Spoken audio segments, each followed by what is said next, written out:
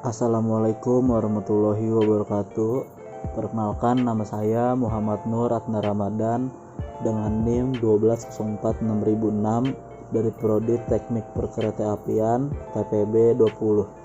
Pada kesempatan kali ini saya akan menjelaskan program untuk tugas akhir semester 2 mata kuliah PKS 2. Permasalahan atau topik yang saya ambil di sini yaitu fisika dan kimia.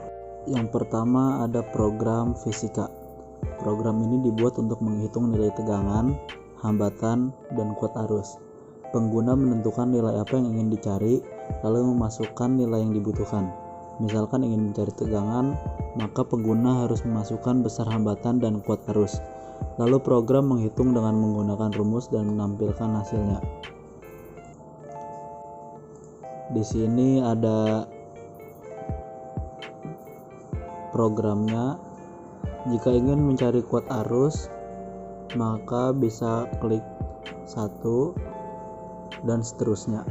Kemudian tinggal masukkan nilai tegangan, nilai hambatan,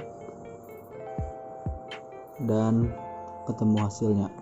Dan juga ini ada flowchart dari program fisika. Misalnya kita memilih 1 yaitu kuat arus, kita input tegangan, kemudian hambatan. Rumusnya adalah arus sama dengan tegangan dikali hambatan, kemudian ketemu output arus. Sama seperti pilihan 2 dan pilihan 3 dan seterusnya. Oke, di sini kita akan menjalankan program fisikanya. Yang pertama kita akan menghitung kuat arus.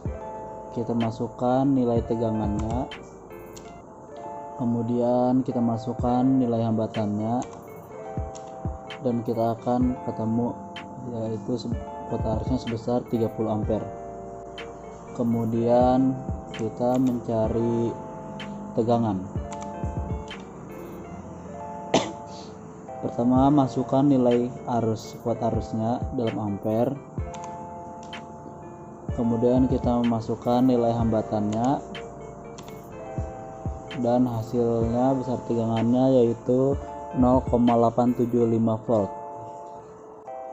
Kemudian pilihan ketiga kita akan mencari hambatan. Pertama masukkan nilai tegangannya,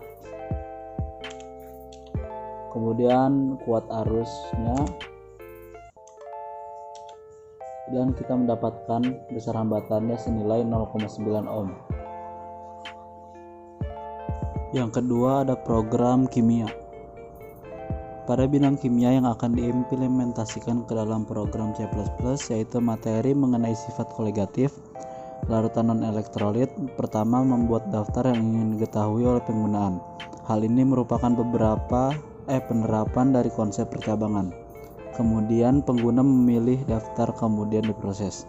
Misalkan pengguna memilih daftar 1 yaitu titik beku, maka diinputkan KFI sebagai tetapan penurunan titik beku dan MI sebagai molalitas.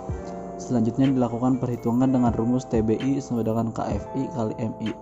Penjabaran di atas merupakan penerapan dari konsep array. Selanjutnya ialah penggunaan konsep perulangan. Penggunaan setelah memilih daftar pertama dan telah ditemukan hasilnya akan memilih kembali daftar yang ingin dihitung lagi. Contoh programnya sebagai berikut. Di sini kita bisa mencari penurunan titik beku dengan kode ini dan kemudian kenaikan titik didih dan tekanan osmosis.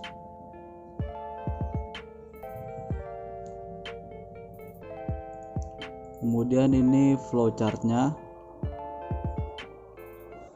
Bisa dilihat ya, kita memasukkan jumlah datanya, kemudian input KF-nya, kemudian dimasukkan ke dalam rumus dan ketemu hasilnya.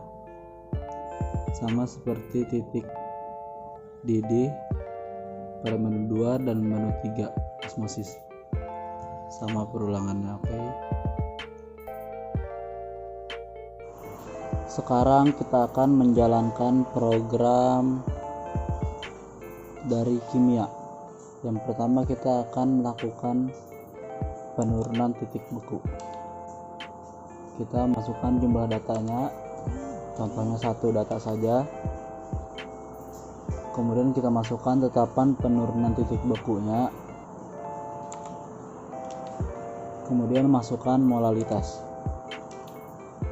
Dan perhitungan penurunan titik bekunya sama dengan 6.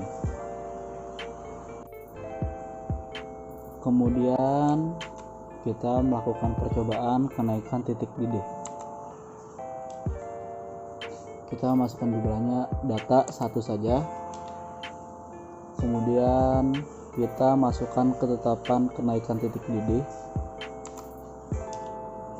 Kemudian masukkan molalitasnya 5 dan kita mendapatkan titik didihnya itu di angka 20. Kemudian kita akan mencari tekanan osmosisnya. Jumlah datanya 1 saja. Suhu mutlaknya kita masukkan. Kemudian kita masukkan molaritas. Dan kita mendapatkan perhitungan tekanan osmosisnya yaitu senilai 3. Sekian yang bisa saya sampaikan, kurang lebihnya mohon maaf. Kepada Tuhan saya mohon ampun. Billahi wa taufiq wal hidayah. Wassalamualaikum warahmatullahi wabarakatuh.